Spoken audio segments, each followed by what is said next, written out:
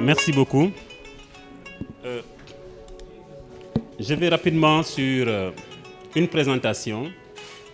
Je dirais que 50% presque de cette présentation a été relayée par les discours au niveau de la cérémonie d'ouverture. Donc je vais aller très rapidement sur certaines slides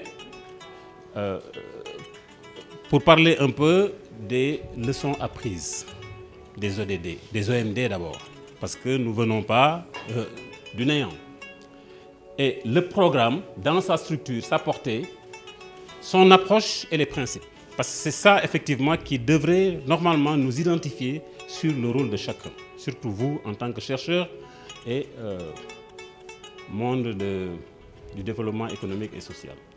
Les moyens de mise en œuvre, le suivi et évaluation et l'intégration des politiques, leur synergie, et terminer sur le temps d'avancement de la mise en œuvre. Comment nous faisons avec les ODD dans le cadre du plan Sénégal émergent. Bon. En termes de leçons apprises, très rapidement, nous venons de très loin, 1960. C'est les dates critiques, 60, 70, 80. C'est des périodes que le Sénégal et beaucoup de pays en développement ont traversées. Et pendant ces 20 ans, nous terminons la décennie des 80 avec les programmes d'ajustement structurel. Je pense que ça, on ne vous apprend rien en vous disant que le Sénégal a passé presque 10 à 15 ans à ajuster son économie compte tenu des indicateurs macroéconomiques qui étaient rouges à la veille des années 80. Mais malheureusement aussi, c'était 10 ans d'échec. Nous tous, nous l'avons bien constaté, bien que on eut beaucoup de programmes d'ajustement structurel.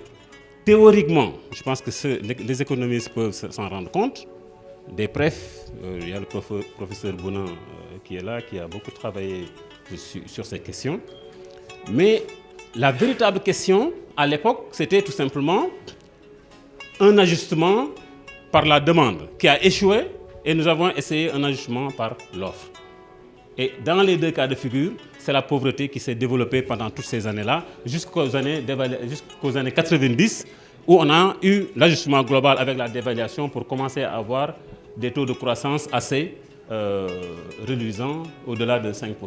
Mais nous notons quand même que pendant toute cette période où l'État du Sénégal n'a pas investi dans le social, il y a une dégradation évidemment des indicateurs. C'est ça qu'on a noté. Et lorsqu'on s'est engagé sur les OMD, on avait donc des objectifs très ambitieux. Et on s'est rendu compte qu'en 2015, à la veille, au moment de formuler les ODD, on était encore loin de certains objectifs, surtout en termes de santé maternelle, infantile et d'éducation des enfants. Donc on s'est rendu compte qu'il y avait un besoin urgent de répondre aux problèmes sociaux et de partager la responsabilité. Donc l'espérance de vie était encore en deçà vraiment des attentes parce que tout simplement la situation sanitaire était dégradante. On s'était rendu compte aussi qu'il y avait des actions importantes en termes d'aide publique au développement. Beaucoup de parties prenantes aussi agissaient au niveau international, national et local sans pour autant que les résultats ne suivent. Et avec ces OMD, il y a eu encore beaucoup plus de préoccupations même si encore nous avons des difficultés pour avoir suffisamment d'informations et suivre ces politiques, on a noté quand même une amélioration en matière de statistiques dans ces secteurs sociaux. Et malgré les réalisations, quand on va revisiter vous revisitez les OMD, vous verrez que certains indicateurs ont pu connaître des progrès. Mais d'autres, surtout en santé et éducation, on avait complètement raté. Les défis aussi qu'on n'avait pas prévus sur le changement climatique commençaient à apparaître et à nous causer des problèmes. Surtout le défi d'un changement transformationnel pour un développement inclusif et global, équitable et durable. Tout simplement en agissant un peu sur les modes de consommation et de production durable. Donc à la veille de ces OMD, de ces ODD, il y a eu ces préoccupations que nous avons bien notées. Donc pour aller très rapidement, tout ça c'est des éléments que nous avons décelés qui n'étaient pas encore pris en charge par les OMD et qui commençaient à nous poser des problèmes au niveau international, national et local. Parce qu'il y a le phénomène démographique. Je pense que tout à l'heure, on l'a évoqué, la forte présence des jeunes dans la structure démographique qui, aujourd'hui, relève au premier plan la problématique de l'emploi et du sous-emploi, du chômage aussi des jeunes. D'ailleurs, ça a été la problématique centrale à laquelle le plan Sénégal émergent s'est attaqué parce que tout simplement, le Sénégal, depuis 1998, commençait à traverser ce qu'on appelle la transition démographique avec la baisse légère de la fécondité, la baisse forte de la mortalité et beaucoup moins forte de la mortalité et beaucoup moins forte de la natalité qui engendre donc un accroissement important de la population. Donc depuis les années 2000, nous avons eu une forte pression, on peut dire 98, de la présence des jeunes dans la population qui risque encore d'être mis en exergue 50 ans devant nous. Donc, tous les politiques qui arrivent au pouvoir, s'ils ne prennent pas en compte cette situation, présence forte des jeunes dans la sphère démographique, risquent encore de payer les pots cassés. Si vous vous rappelez, au début des années 2000, lorsqu'on commençait à subir cette transition démographique, le président Wade est venu avec la poussée des jeunes. C'était ça, c'était le thème de campagne. Tout simplement, et il a été réélu sur cette base, mais malheureusement, la préoccupation est restée 12 ans après. Vous vous êtes rendu compte aussi que ce sont ces mêmes jeunes aussi qui font beaucoup de pression sur nos politiciens parce que tout simplement, les politiques économiques et sociales n'ont pas voulu s'adapter à cette configuration. Donc ça a été une préoccupation du plan Sénégal émergent, mais aussi une préoccupation forte.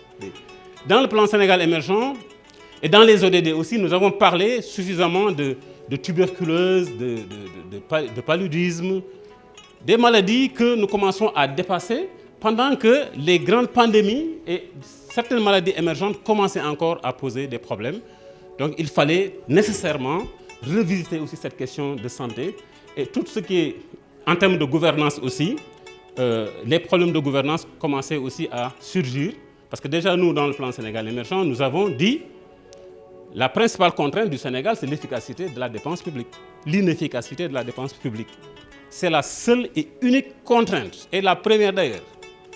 Et c'est relayé par cette question de gouvernance. Pour vous dire qu'il y a une forte convergence entre les ODD et le plan Sénégal émergent. Nous avons eu la chance aussi d'être un pays pilote, témoin, ayant participé à la réflexion des ODD.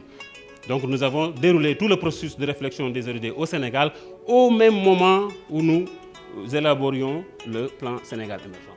Et très rapidement, la principale leçon apprise, c'est que les cibles, il fallait les adapter aux conditions locales et assurer l'appropriation nationale.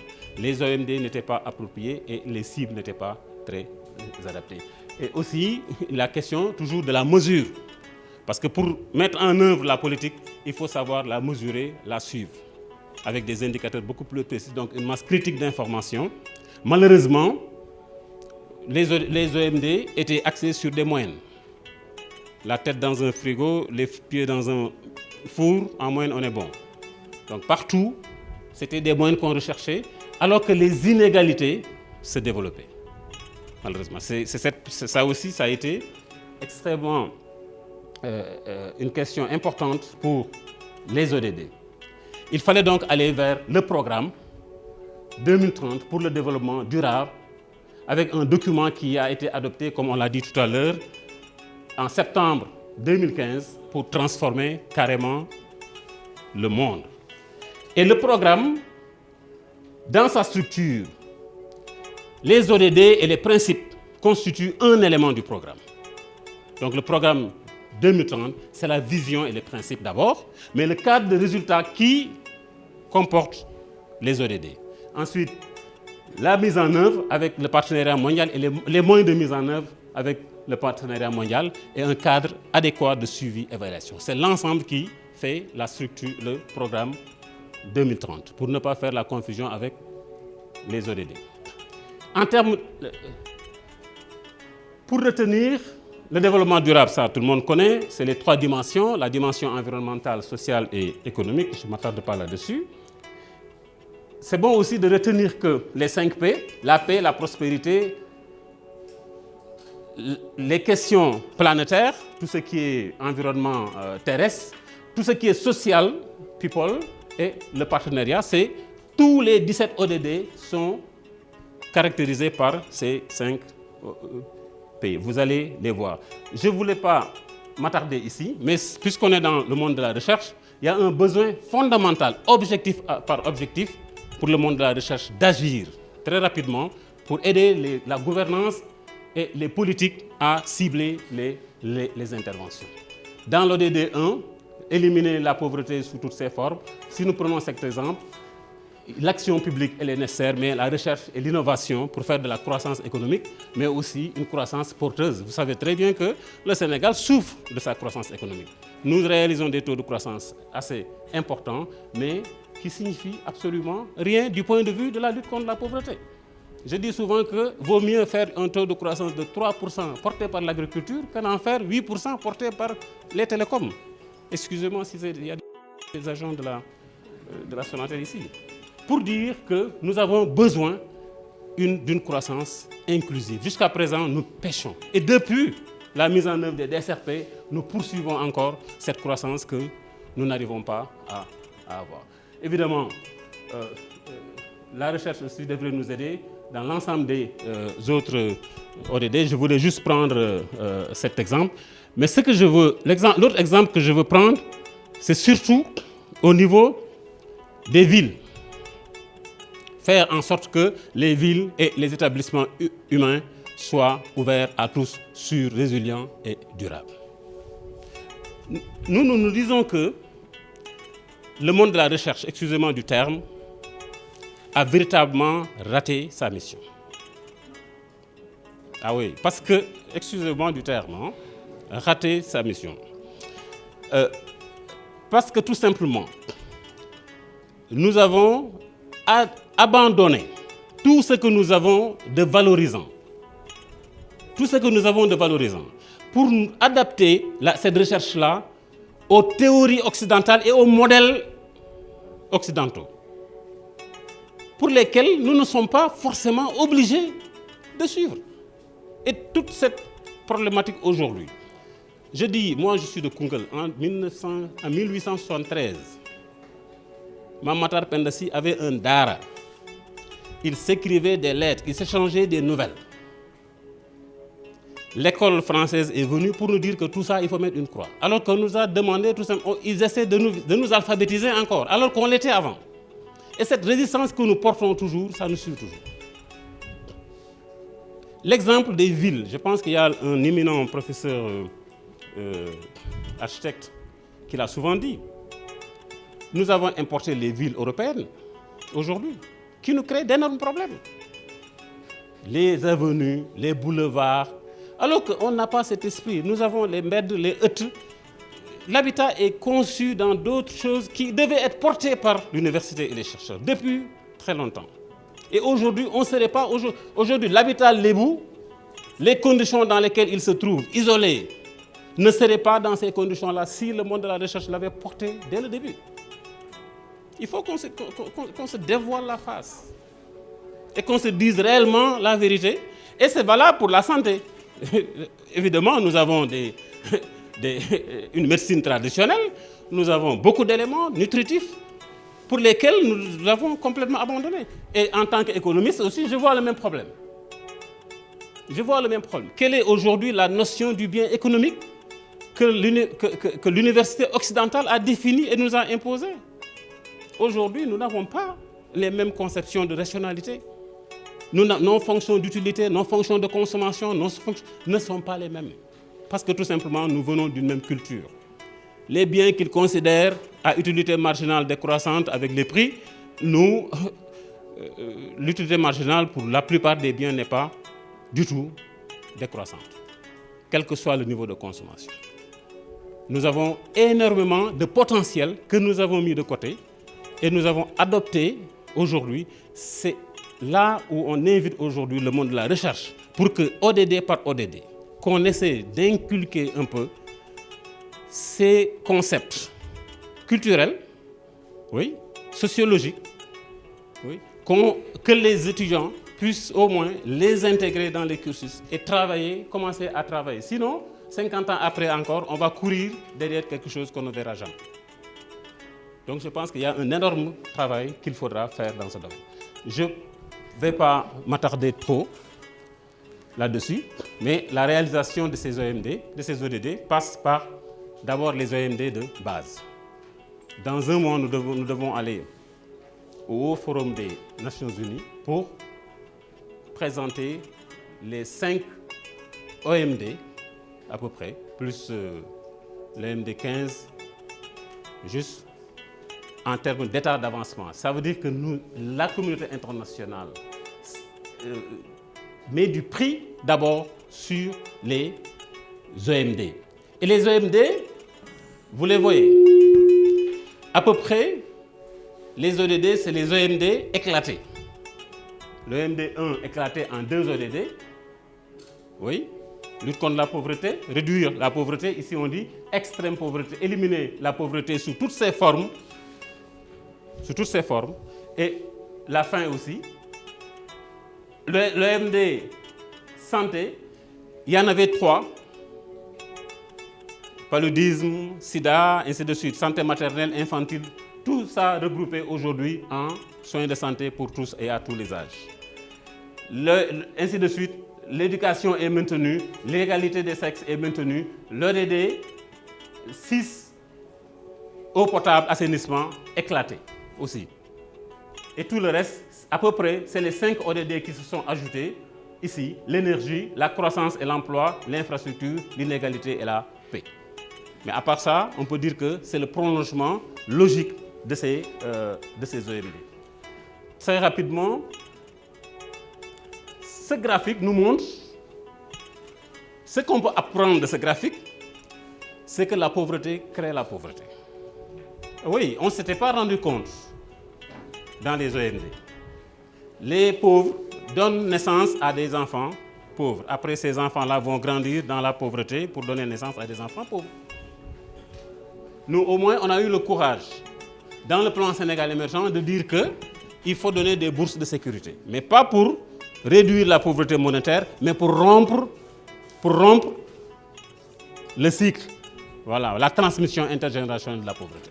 Parce que si le ménage reçoit de l'argent, on lui demandera de maintenir l'enfant à l'école et de ne pas donner la fille en mariage pour que ces enfants-là puissent demain ne pas être pauvres.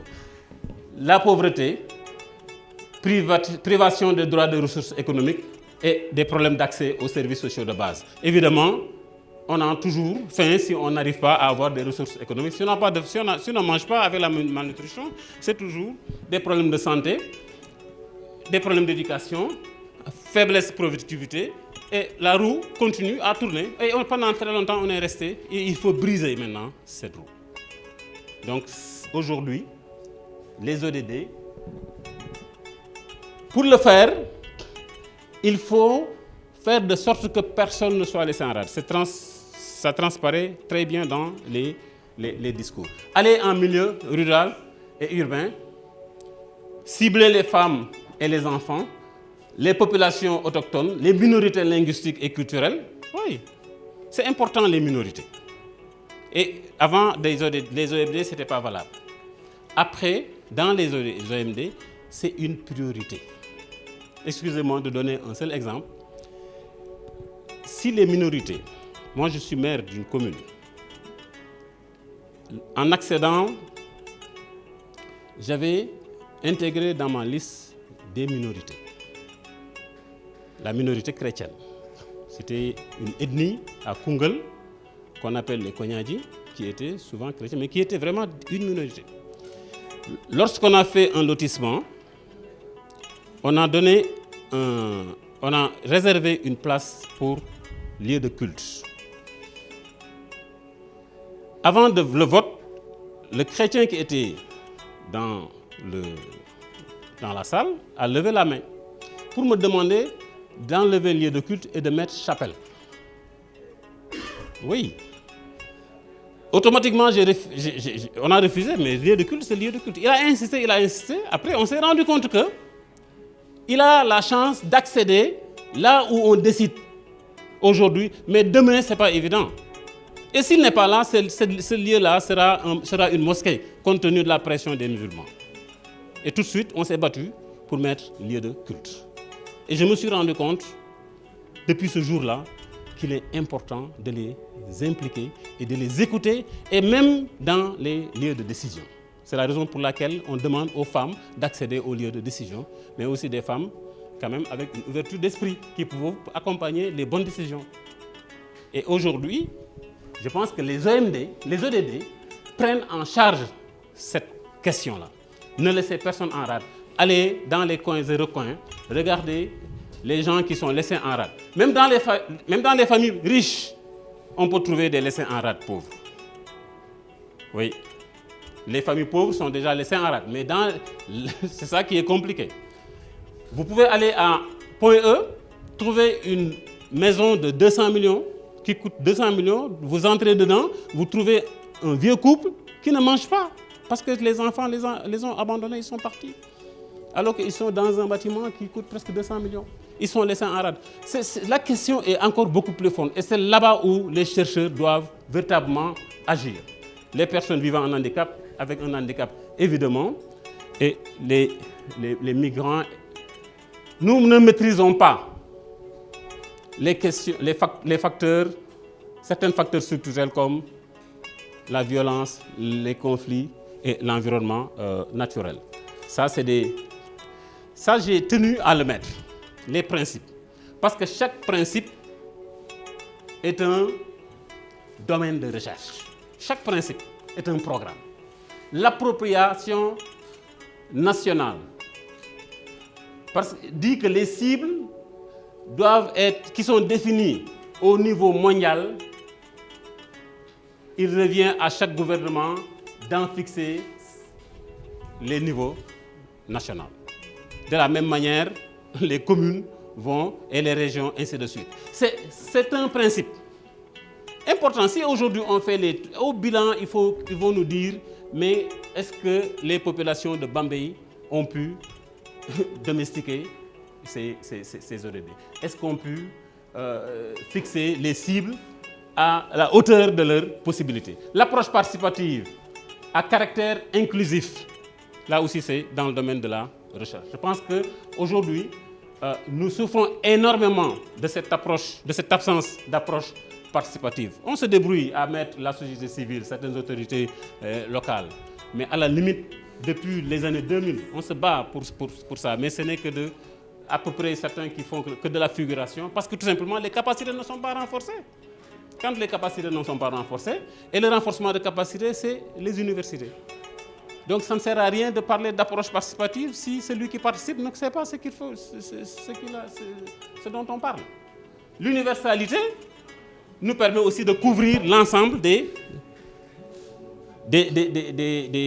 pays, des types de pays, les moins avancés. Avant, c'était seulement les paiements.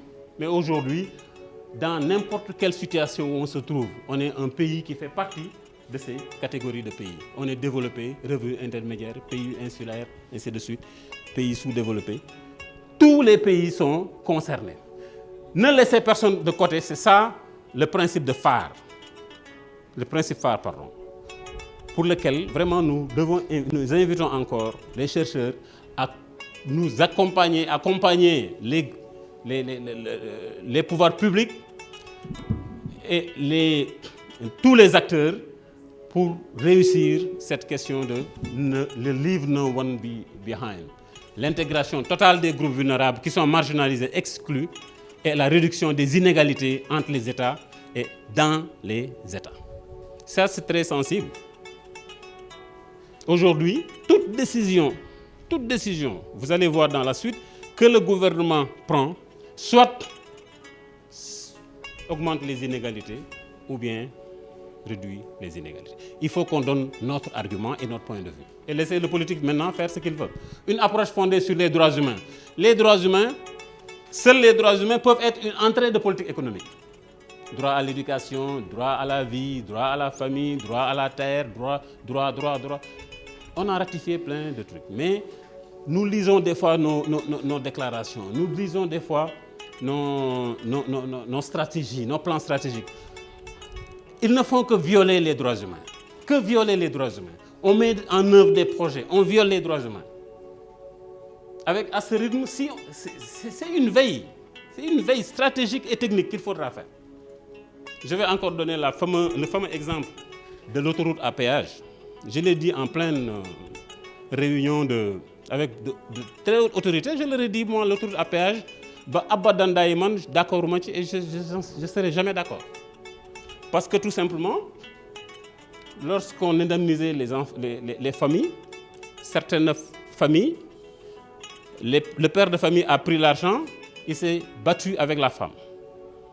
Donc l'autorité qui donnait l'indemnité n'a pas prévu cela, alors qu'elle devait prévoir cela. Et il y a eu séparation entre l'homme et la femme. Et il y a eu beaucoup de cas comme ça. Malheureusement, s'il y a une séparation, la femme part avec les enfants. Et l'enfant quitte l'école. Mais si on fait une autoroute de 500 milliards, alors qu'il y a un seul enfant qui quitte l'école, ce n'est plus la peine. Pourtant, on pouvait bien l'éviter. On pouvait très bien l'éviter. Mais malheureusement, c'est dans la précipitation que nous avons acheté cette autoroute et nous l'avons mis en œuvre. On a sorti de l'argent, on a indemnisé les femmes sont parties. Alors que même la femme qui vend les oranges dans l'ancienne route, pour elle, l'autorité a détourné une partie de sa clientèle, elle doit subir, elle doit être indemnisée. Voilà. Ou bien même qu'on essaie de penser comment reconvertir son métier parce qu'elle jouait un rôle fondamental dans l'entretien de sa famille et dans l'entretien même de ses enfants qui devraient aller à l'école. Et c'est à cela maintenant qu'il faut se battre. C'est contre cela, qu'il faut se battre. Oui, l'approche intégrée de développement durable, ça je ne reviens pas, tout le monde le sait. Excusez-moi, je vais accélérer un peu, mais il y a des graphiques intéressants comme celui-là. L'indice de développement humain, il est en axe. Heureusement, on est ici tous des intellectuels, sauf une dame. En ordonnée, c'est l'empreinte écologique exprimée en hectares global. Vous voyez ici que les pays, ici jusque-là, c'est des indices de développement humain faibles. Et progressivement, ça s'élève. Mais plus ça s'élève, plus ça détériore l'environnement. Donc le cadran de développement qui est soutenable, ça veut dire qu'on se développe sans détruire l'environnement, c'est là. Et on voit presque personne. Aucun pays presque. Ça veut dire qu'on a détruit les ressources pour avoir le développement humain, avoir de la croissance uniquement. Et c'est la raison pour laquelle je dis que c'est important ce graphique si vraiment on arrive à le lire. Et pour vous dire que combien le développement est dangereux. Et mortel même. Bon, ça aussi on en a parlé, hein, les ressources qui sont nécessaires. 10 000 milliards de dollars par an, alors que l'épargne c'est 22 milliards. Ça, vraiment, je vous laisse faire le commentaire. Vous regardez ici aussi les ressources. Les ressources. L'APD qui est là, presque insignifiant. Les deux au profit de l'ONU, ils sont là en bas. Les envois de fonds commencent à dominer largement cette APD, parce que tout simplement, évidemment, il y a une forte migration. Mais les IDE, vous voyez les IDE et les flux illicites, les deux flux qui ne servent pas à régler des problèmes sociaux. Les investissements directs étrangers, c'est bon, mais ça développe les inégalités. Ça développe, les IDE développent les inégalités. C'est bon pour faire un peu de croissance, mais il faut des mesures d'accompagnement. Mais malheureusement, c'est les deux fonds qui sont là, largement dominants. Et vous regardez ici, dans les pays en développement, le financement du développement dans les pays les moins avancés, malheureusement, c'est les financements publics et c'est l'aide publique qui domine. Alors que l'aide publique est presque insignifiante, mais c'est avec ça que nous mangeons, à la limite. Donc il y a toujours un problème. Bon, rapidement, ça c'est les cibles, on en a déjà parlé, je vais un peu aller vite. Le cadre d'examen du programme aussi, ça c'est un cadre que nous avons reçu de la communauté internationale. Regardez à peu près ce qui se passe au niveau national, régional et mondial. Évidemment, nous on a fait notre rapport national, il y a eu le rapport région africain et nous allons au forum pour sortir le rapport mondial. C'est seulement chaque année, il faut faire un bilan d'étape et regarder un peu les questions thématiques et les moyens de mise en œuvre. Mais ce qu'il faut voir aussi, c'est ce graphique-là qui est assez important pour vous montrer que comment, à chaque truc, vous avez les ODD, les ODD. Maintenant, les autres petits cercles, c'est les cibles. C'est difficile de lire, mais ça montre comment les ODD sont imbriqués. Voilà. Vous tenez un ODD, presque, si vous tenez ici, vous pouvez tirer tout. Presque. À n'importe où, vous pouvez tirer. Les mathématiciens disent que c'est un ensemble connexe. Toi, tu n'es pas mathématicien. Où en sommes-nous au Sénégal? Voilà. Nous avons nos 3 axes stratégiques qui peuvent aujourd'hui, s'ils sont améliorés, peuvent bel et bien nous permettre d'atteindre les ODD. Mais ce serait vraiment une gouvernance très robuste. C'est ça le Sénégal aussi, depuis 1990, en termes de réalisation de taux de croissance économique. Si vous considérez que si on doit aller à l'émergence, transformer nos économies, il nous faut au moins encadrer un taux de croissance économique de manière permanente, au-delà de 5 à 6%. Nous considérons que c'est ça qui nous fait sortir de la tête de l'eau. Sur 25 plongeons, on ne sort que 8 fois. C'est-à-dire que la croissance économique du Sénégal est caractérisée par un bris d'élan. À chaque fois que nous sortons de l'eau, c'est comme s'il y a quelque chose qui nous remet. Il faut qu'on règle un peu. Ce problème-là, c'est le seul défi qu'il faut relever avec le plan Sénégal émergent. On nous reproche d'avoir un taux de croissance non inclusif, oui, mais il faut d'abord que le Blanganam n'est pas. Donc il faut d'abord le taux de croissance avant de dire quoi que ce soit. Et nous avons à peu près eu des programmes très ciblés. J'ai dit tout de suite les bourses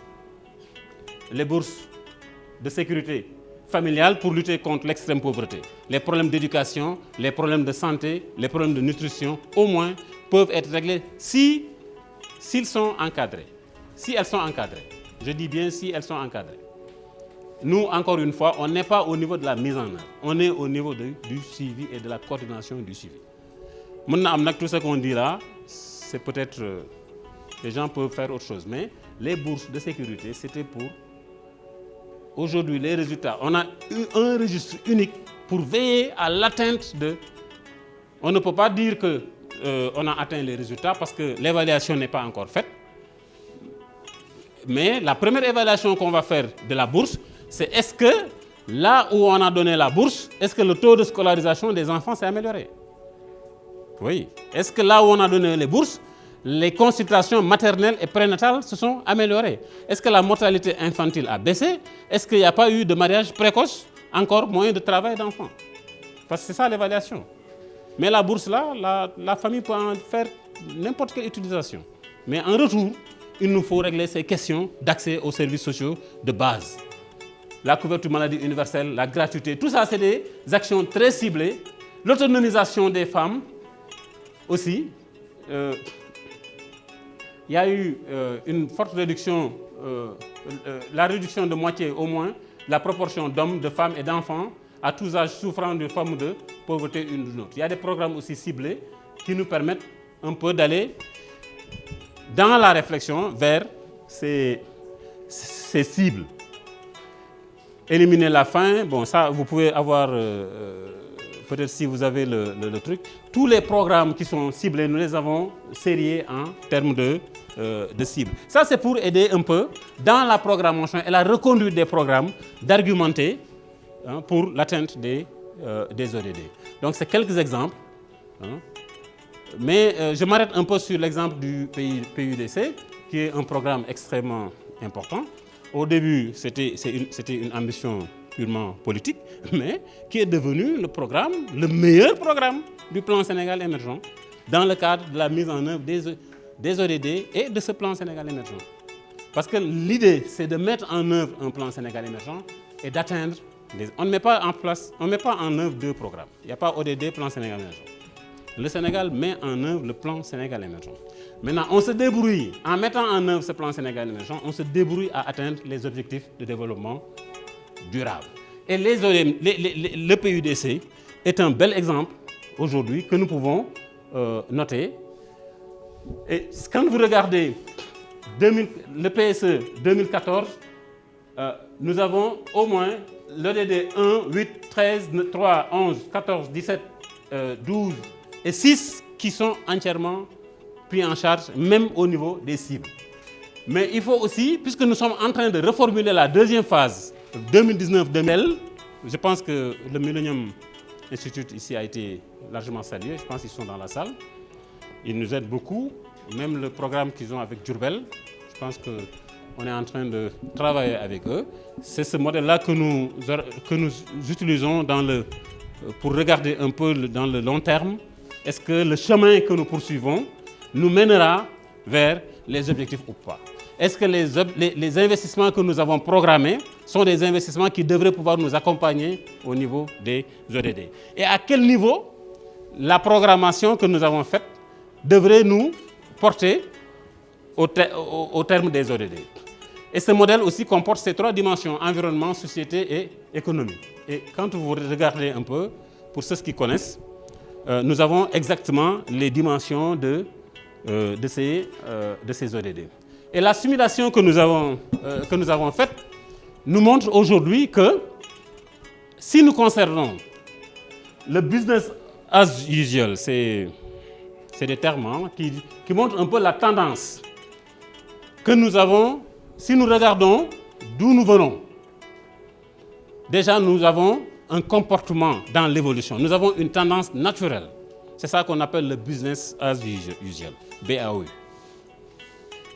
Et on a de fortes chances que ça continue. Ah oui, on a de fortes chances que ça continue. On dit que si ça continue, on n'aura que 29% des ODD. On aura atteint seulement 29% des ODD. Donc, il y a un problème. Il faut donc faire des efforts. Il faut qu'on fasse des ruptures. Et faire des ruptures, à la limite, c'est imaginer un scénario moins et un scénario purement optimiste. Même le scénario moins que nous avons ciblé nous amène à 42% aujourd'hui. Et un scénario optimiste, faire de gros efforts, à 2030, on sera à 61% des ODD. Et le modèle nous montre à peu près, ODD par ODD, là où on a les chances d'aller au-delà de 50%, et là, vraiment, ça n'a pas. Mais en tout cas, l'éducation était à 39% dans les derniers trucs. Je ne vois pas très clair. Mais l'éducation était environ autour de 35-36% d'atteinte des ODD. Un véritable problème et une menace en plus. Une menace. Parce que si on vous dit que la durée moyenne de scolarisation au Sénégal est inférieure à 3 ans, personne ne va le croire. Mais c'est ça, en fait, la réalité. En moyenne, le Sénégalais ne passe pas 3 ans à l'école. Fan lañ jëm ak loolu fan 3 ans. On ne passe pas en moyenne 3 ans à l'école. Aujourd'hui, rien ne présage d'une forte augmentation de cette durée moyenne de séjour à l'école. Les enfants sont encore dans la rue, donc il faut que tout le monde agisse. Sinon, non, ça va être compliqué parce que tout simplement, c'est là où nous venons. Si on avait laissé l'école de Mamatar Pendassi, le Dara de Mamatar Pendassi, on ne serait pas aujourd'hui ici. Ah, là aussi, bon, pour ceux qui veulent vraiment réfléchir encore davantage, je peux leur laisser cette affaire-là. Et ceux qui connaissent un peu le modèle T21, c'est très important. Ça nous montre à peu près comment les ODD interagissent. Comment les ODD interagissent. Et vous verrez qu'il y a des synergies positives et des synergies négatives. Je ne peux pas développer parce que je n'ai pas suffisamment de temps. Mais le modèle nous montre les synergies positives. Et quand il y a les synergies positives, ça veut dire qu'il faut les mettre globalement. Oui, il faut si les synergies sont négatives, il faut les mettre étape par étape pour pouvoir renforcer les uns après les autres. Rapidement, ce que nous faisons, je vais terminer, je sais que je commence à vous ennuyer. Oui, non, même avant 5 minutes. C'est un problème de gouvernance. Le Sénégal a un problème de gouvernance et nous venons de très loin. Donc ce que nous cherchons à faire, c'est qu'il faut restaurer la planification. Qu'on soit au niveau du ministère des Finances, qu'on soit dans une commune, qu'on soit dans un village ou dans un quartier, si nous essayons de programmer des choses que nous n'avons pas planifiées, nous jetons l'argent à la fenêtre. Si nous exécutons des choses que nous n'avons pas programmées, c'est la même chose. On ne peut pas suivre des actions, on ne suit que ce que nous avons exécuté. Mais si ce que nous avons exécuté n'est pas ce que nous avons programmé, il ne peut pas être ce que nous avons planifié. Et finalement, tout l'argent que nous dépensons risque d'être à la poubelle. Et pendant très longtemps, on l'a vécu. Tout l'argent risque d'être à la poubelle. Je n'ai rien contre le monument de la Renaissance, mais le monument de la Renaissance devait aller dans le document de la politique sectorielle du ministère de la Culture, qu'on mettait en relation avec le document du tourisme. Et que ce soit un programme économique sectoriel bien réfléchi et bien évalué. Ce ne serait pas peut-être aujourd'hui ce que nous avons. C'est aussi simple que ça. En tout cas, nous, on dit, au ministère de l'économie et des finances, nous préférons financer un projet moins pertinent, mais évalué, qu'un projet pertinent, mais non évalué. Parce que le pertinent non évalué, là, c'est du gâchis. Alors que le non pertinent évalué, là, ça peut amener quelque chose, au moins. Donc ça, il faut que le Sénégal prenne l'habitude, au moins, et c'est ce que nous avons commencé à réaliser au niveau du truc, à travers ce schéma. Il y a eu des outils que nous utilisons. D'abord, il faut toujours faire un cadrage macroéconomique. Quand le chef de l'État veut dire qu'il veut faire un terre, il faut regarder d'abord, est-ce que le budget le permet? On veut faire des bourses de sécurité, est-ce que le cadrage macroéconomique le permet? Maintenant, au-delà de tout ça, il faut regarder, il faut évaluer les projets, collecter les informations, voir ce que ça nous rapporte, ce qu'on gagne, ce qu'on perd, et lui donner maintenant les documents pour décision. Mais lorsqu'on doit arriver au-delà de ça, quand on nous envoie un projet qui n'est pas pertinent, par exemple, on peut citer un projet X. Parce que si je dis tout de suite le projet qui n'est pas pertinent, les gens vont me...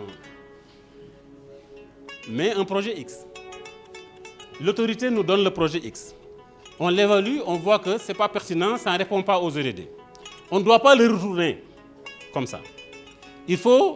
Notre devoir, c'est d'imaginer et de regarder les mesures d'accompagnement qui devraient le rendre pertinent et cohérent avec les ODD et le plan Sénégal émergent et rendre ce dossier. Maintenant, c'est à vous de voir, en politique, est-ce que je vais mettre en même temps ces mesures d'accompagnement ou pas? Parce que des fois, les hommes politiques, ce qui les importe, c'est que le projet soit là. Mais le projet, mais ça ne peut pas prospérer, ce n'est pas possible. Il faut toujours, c'est un paquet de projets qui doit marcher, mais pas un projet singleton.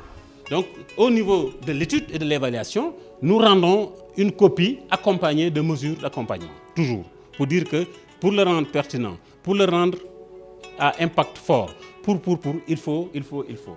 Et si c'est accepté, on justifie sa naissance dans la planification, on envoie à la recherche de financement. Quand la recherche de financement est claire, nous faisons la programmation pour accompagner évidemment la loi de finances. Évidemment, la loi de finances, le plan de passation de marché, le plan de travail annuel, ces 3 documents mis en cohérence ne peuvent que exécuter la politique économique avec une traçabilité. Bon, des fois, on ne le réussit pas à 100%. Parce que des fois, les gens sont pressés, les budgets sont on a des difficultés, il y a beaucoup d'influence par-ci, d'influence par-là. Et ça t'évite de respecter exactement ce qui doit être fait. Mais ce qui a été recommandé, c'est que le plan d'action prioritaire planifié doit, normalement, chaque année, nous devons regarder quel est le pourcentage du plan d'action prioritaire qui a été programmé. Et dans ce qui est programmé, qu'est-ce qui a été mis dans la loi de finances? Et dans ce qui est la loi de finances, qu'est-ce qui a été exécuté et à quel pourcentage? Et quel est le résultat que nous avons obtenu? Ici, au niveau de la planification, le problème est réglé parce que nous travaillons avec la sensibilité ODD, la sensibilité genre. On a beaucoup d'éléments pour dire que cette planification est sensible aux ODD, c'est ce que je vous ai montré avant. Et nous veillons aussi à ce que les DPB, les programmations au niveau sectoriel puissent intégrer des projets ODD ou bien des projets à préoccupation, réduction de la pauvreté ou bien réduction des inégalités. Et aujourd'hui, c'est la raison pour laquelle nous faisons beaucoup d'efforts pour encourager, je termine par là, vraiment. Quand vous regardez un peu l'exemple, ces genres de projets passent rapidement, en premier lieu et en priorité. Parce que vous regardez, dans ces composantes de développement des infrastructures, il y a l'accès à l'énergie, l'hydraulique rurale, les pistes rurales, et tout cela vient pour régler des questions ODD. Tout cela, pauvreté, faim, éducation, santé, mais pourvu que dans la mise en œuvre, qu'on veille à ce qu'il n'y ait pas de discrimination. Il faut amener ici le forage alors qu'ils en ont déjà, ou bien c'est juste une pression politique qui fait que le moulin à mil va là-bas au lieu d'aller là-bas. C'est ces questions-là qu'il faudra régler. Mais en termes de programmation, voilà les genres de projets qui passent rapidement au niveau du programme.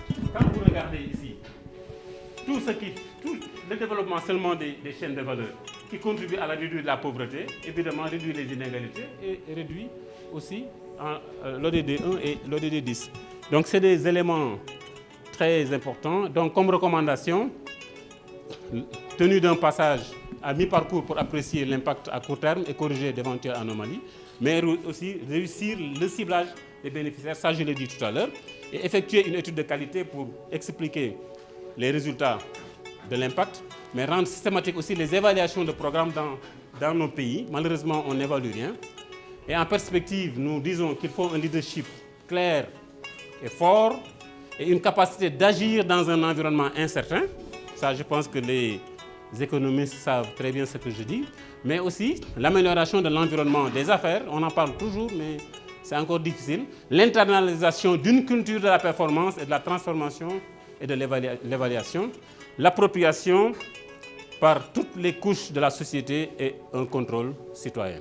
Et en conclusion, il faut davantage de communication, communiquer surtout avec le monde universitaire qui devrait pouvoir intégrer dans ses curriculums, dans ses formations et former la masse critique d'étudiants.